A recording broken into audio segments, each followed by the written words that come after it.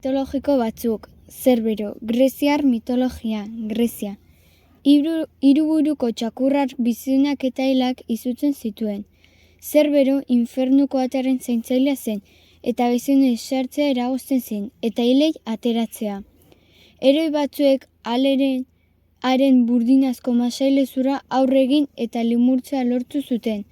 Adibidez, Orfeok musika joz zaintza txakurra xarmatu eta txakur xamur bilakatu zuen, baina ere kontu zibili beharra zeukaten denek haren listu pozoitsuarekin.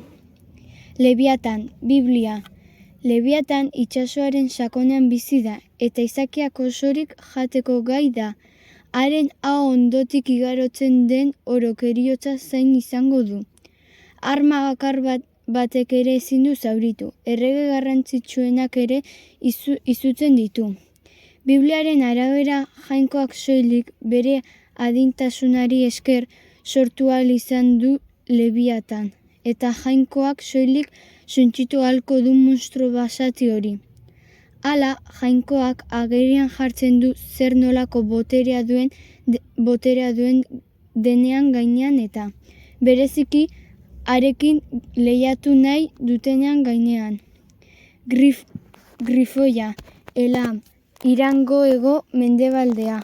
Grifoaren lehen iradikapena duela 6.000 urte baino lehenagokoak dira. Gorputza leiho batean du, burua eta hegoak arrano batenak, eta belarriak zaldi batenak.